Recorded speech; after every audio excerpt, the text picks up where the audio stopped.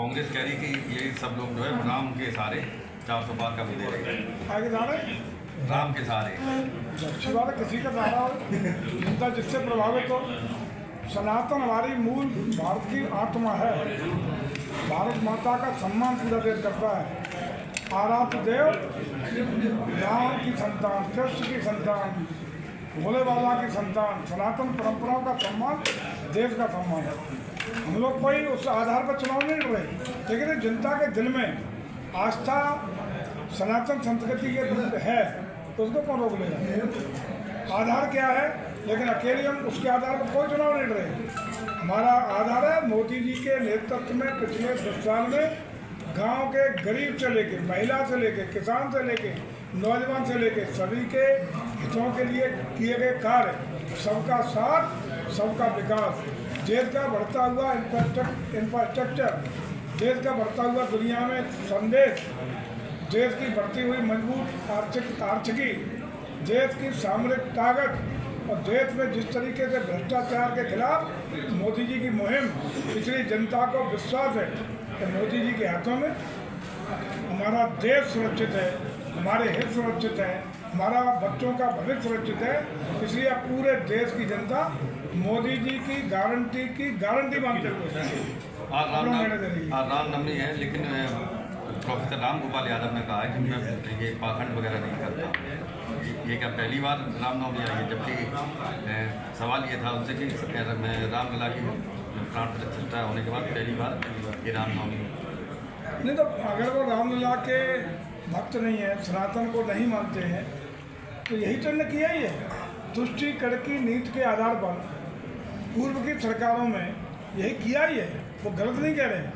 उन्होंने राम भक्तों पर गोली चलवाई, कार शहर को गोली चलवाई, कांवड़ यात्रा पर रोक लगाई, और यहाँ तक नहीं रुके। पिछले 5 साल में किसी भी सनातन संस्कृति के किसी पर्यटन स्थल पर कोई काम नहीं हुआ, कब्रिस्तानों की बाउंड्री के अलावा कोई काम नहीं हुआ। यही तो किया ही है। प्रियंका गांधी कह रही कि ऐसी कौन सी मशीन है इनके पास जो पहले से कह रही 400 आएंगे, अगर ईवीएम में कुछ गड़बड़ी ना हो तो ये 180 तक सिमट के रह जाएंगे। जनता की मशीन हमारे पास है, मतदाताओं के आत्मा की आवाज़ की मशीन हमारे पास है। जनता के बीच में देश के लोगों के लिए किए गए योगी जी के, मोदी जी के कार्यों की मशीन हमारे पास है।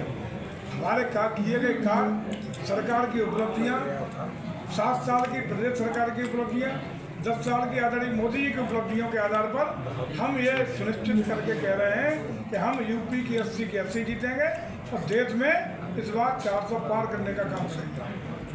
छत्री राजपूत जो है काफ़ी नाराज़ दिख रहे हैं। आज प्रियंका गांधी के रोड शो में काफ़ी भारी तादाद में शामिल हुए।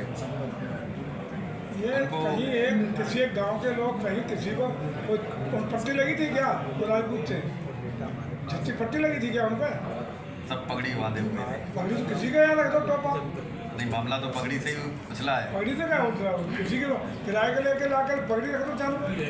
कभी भी छत्री अगुवाई करता है भाजपा के लिए, अभी से नहीं, ट्रेडिशनली हमारा छत्री समाज हमेशा भारतीय जनता पार्टी के साथ था, भारतीय जनता पार्टी के साथ है और भाजपा के साथ पूरी ताकत के साथ न सिर्फ रहेगा, बल्कि हर चुनाव में अपना नैतिक और व्यक्तिगत सीधा सहयोग और नेतृत्व देने का काम करता है। आपने 96 के इलेक्शन का जिक्र किया, क्या इस बार भी जिस तरीके का वो कांटे का मुकाबला हुआ था, क्या वैसा ही माहौल? इस बार कोई कांटे का नहीं होगा, इस बार एक तरफा होगा, कमल खिलेगा, भगवा लहराएगा।